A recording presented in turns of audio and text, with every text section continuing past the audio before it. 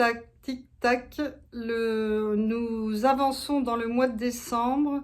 C'est le mois des festivités pour lesquelles on se réjouit. Les lumières brillent, c'est pétillant. Je ne sais pas s'il y a encore des Pères Noël, mais peut-être que si, sûrement, probablement.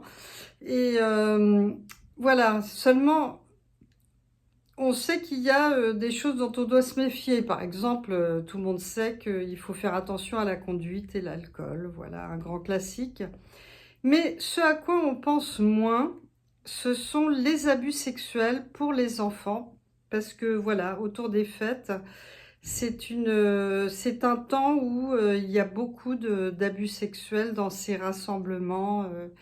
Et évidemment, on pense pas à ça. On associe difficilement son enfant avec des relations sexuelles. Or, voilà, nous, en cabinet de thérapie, on récupère les drames après. Et typiquement, un scénario qui se passe, c'est... alors, bon, il peut y avoir les abus sexuels d'adultes sur des enfants.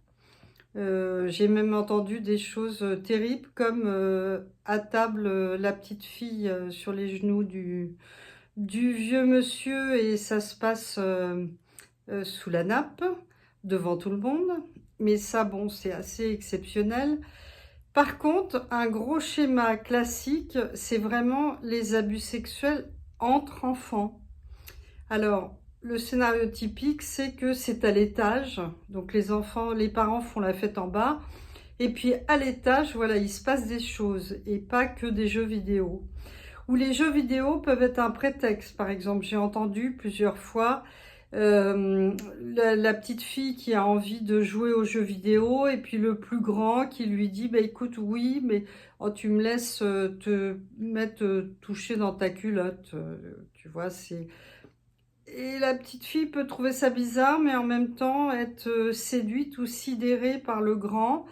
Et puis avoir très envie d'être incluse dans ces jeux et dans tout ce qui se passe là. Donc c'est vraiment quelque chose auquel il faut faire attention. Donc il ne faut pas laisser les enfants seuls comme ça, il faut monter régulièrement. Et puis il faut aussi prévenir les enfants de ces choses-là.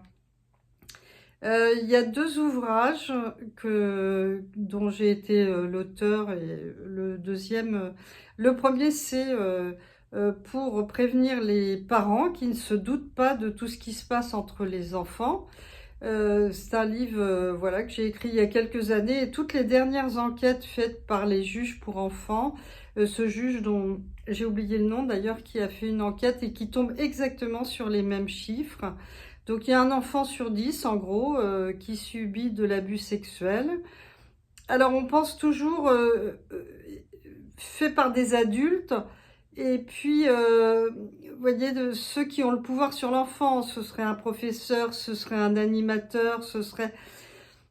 Oui, évidemment ça peut exister mais en général c'est plus proche. Le plus souvent c'est dans la sphère très proche, familiale ou amicale proche. Donc c'est compliqué. Pour les parents, c'est compliqué d'élaborer là-dessus, de concevoir ça, que le super ami de la famille, le super copain, eh ben, c'est lui qui va se livrer à ce genre de choses. Et encore, voilà, des adultes, on peut comprendre. Mais quand c'est le jeune cousin, vous voyez, typique, le cousin qui a 14 ans sur la gamine qui a 8 9 ans, même des garçons entre eux. Et puis la petite fille se laisse faire, par exemple, parce que elle a toujours admiré ce cousin, elle le trouve beau, il a une certaine aura et tout. Mais alors après, voilà, le malheur s'installe parce que l'enfant sent que c'est pas juste. Voilà, parce que nous ne sommes pas des animaux, donc ça ne se justifie pas. Certaines personnes aimeraient concevoir cette liberté, pourquoi pas, entre gens de la famille ou choses comme ça. Non. En fait, il y a un tabou de l'inceste, il y a un tabou des générations, surtout à cet âge-là. Il y a une violence. La petite fille qui fait tourner sa robe, elle ne veut pas de relation sexuelle, elle veut juste faire tourner sa robe et qu'on la trouve jolie. Donc voilà, je voulais vous mettre en garde et c'est vraiment important pour que ces fêtes ne laissent pas un goût amer et quelque chose qui traumatise souvent à vie, malheureusement. Donc je vous mets les liens des 2 livres qui existent. Un, Nos enfants et les dangers du sexe, dans lequel je fais un petit peu un état des lieux où je cite des exemples de choses auxquelles on ne s'attendrait pas. D'ailleurs, j'ai écrit ce livre parce que j'étais étonnée d'entendre tous ces cas dans mon cabinet.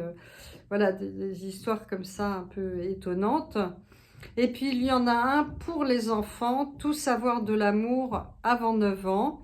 Et c'est, voilà, ça parle de la sexualité, mais aussi pour les mettre en garde. Mais c'est joliment amené, vous voyez, ça les traumatise pas et ça informe les enfants. Voilà, ça leur donne envie de se défendre. Voilà, savoir que ça existe et envie de se défendre. Pour tous les enfants, les filles et parfois aussi les garçons. Voilà, donc je vous souhaite de très bonnes fêtes de Noël et du jour de l'an et prenez bien soin de vos enfants. Merci.